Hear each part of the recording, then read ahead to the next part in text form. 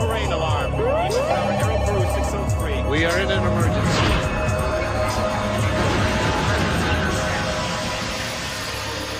This is a true story. The reconstructions are based on original cockpit voice recordings and eyewitness accounts.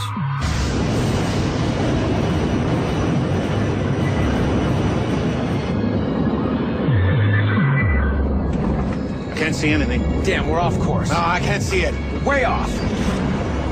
On June 1st, 1999, as an American Airlines jet prepared to land amid fierce thunderstorms, passengers knew they were flying into trouble. I don't know what made me aware, so doggone aware, that we were going to have a problem.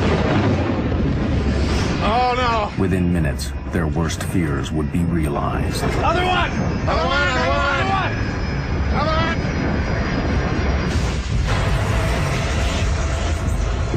I'm yelling, get away from the plane. Run. Get away from the plane. I don't know where we're at, but there's a road that goes around the airport. Well, we got a lot of people hurt. This film tells the story of a tragic and avoidable disaster. The investigation would reveal a lethal combination of pilot error, the devastating effects of severe weather, and a dangerous race to keep the plane on schedule. It would also uncover disturbing evidence of an industry-wide failing, one that could kill again at any time.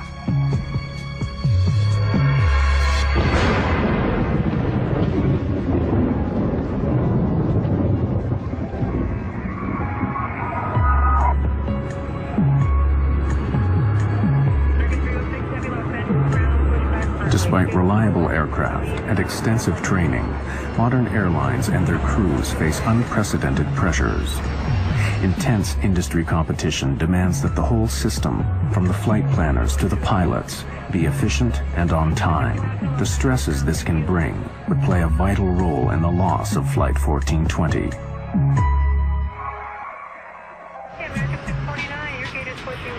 For a large operator like American Airlines, the pressures begin with the complex task of scheduling their vast fleet. Dispatchers direct the planes around the world in a carefully choreographed dance.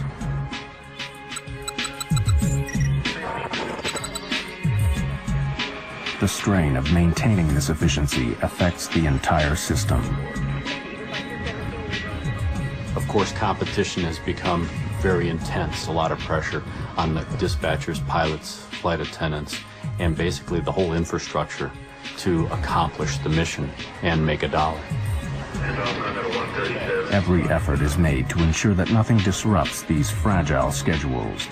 But there is one variable that no airline can control: the weather.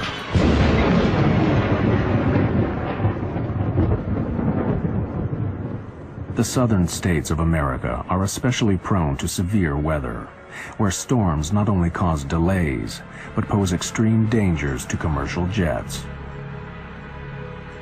Delays, scheduling problems, and fierce thunderstorms would all conspire to turn a routine flight into a terrifying race against time.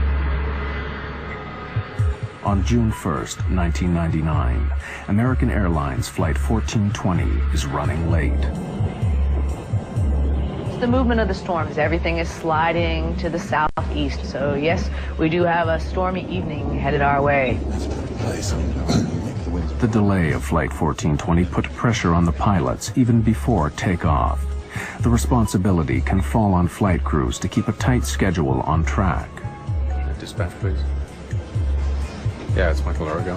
Crews have strict legal limits on their duty time. The first officer warned the dispatcher that they were in danger of running out of time. Duty time limit at around 11:16. The flight had to take off within the next hour or be canceled. And the pilots also became aware of another pressure caused by deteriorating weather near their destination. Pilots had a weather briefing that they got before they departed Dallas-Fort Worth, which provided the forecasts, the weather alerts. The dispatcher and the captain preparing for the flight looked at the weather information and thought they could get to Little Rock before the thunderstorms impacted. The 139 passengers just wanted to get home. I was traveling with my son and my daughter. We were coming home from our vacation. It was my daughter's first flight. The plane was late and there were a lot of delays, of course. It was tiring, it was frustrating, it was late at night. They soon began to sense that Flight 1420 was racing against the weather.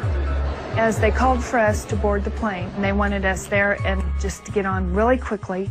Just get on, sit down, put your seatbelt on, we're going.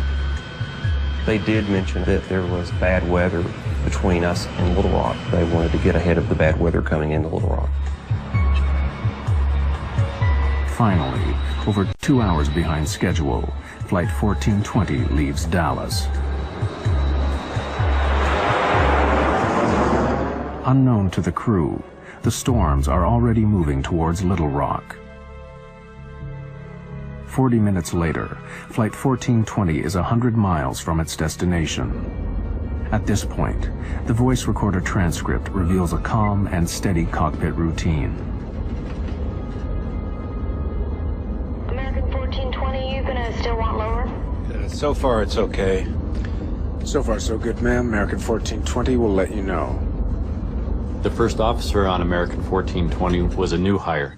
He had just recently completed training, and he had been paired on one of his first trips with this management captain. So now you had a very experienced pilot sitting in the left seat with the company, paired with a relatively new hire.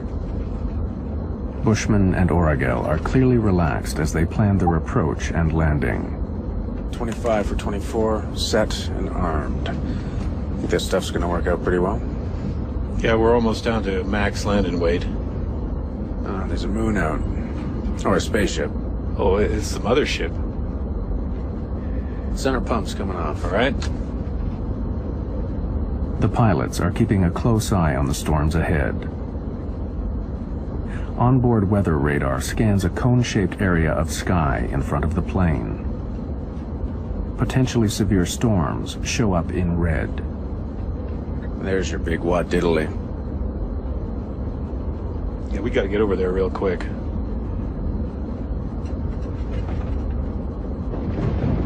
Don't like that. That's lightning.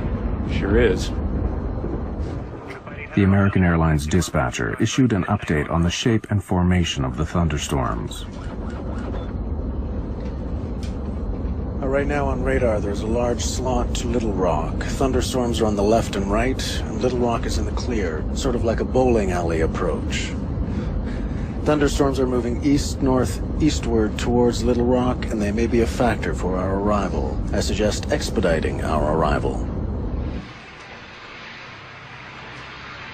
Dispatcher gave this flight crew the weather information. It appeared to him that there was going to be a gap, or what he called the bowling alley, where you had two types of thunderstorms, or two thunderstorms with an alley between it, and that the flight crew, if they had expedited their travel to Little Rock, could probably make it up that alley before the two storms closed together.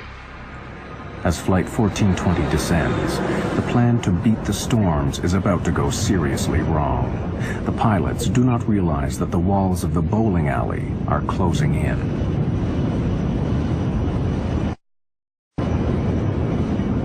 The route flown by American Airlines Flight 1420 is flanked by treacherous thunderstorms, a corridor the pilots call the bowling alley.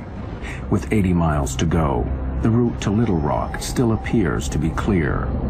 This is the bowling alley right here. Yeah, I know. In fact, there are the city lights.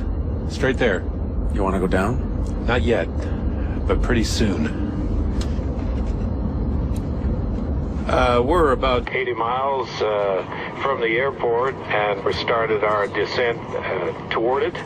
Quite a light show on the side of the aircraft, and we're going to be past that on our way to Little Rock. It's been a pleasure having you aboard our short flight, and I'd like to take this opportunity to thank you for flying American Airlines. The lightning seemed to be on both sides of the plane. It lit up the inside of the plane. Very quick, you know, just kaboom type lightning, which was a little scary. There was quite a light show off to the left. Normally that doesn't get pointed out. If you go past the Grand Canyon, that gets pointed out, but not a lightning show.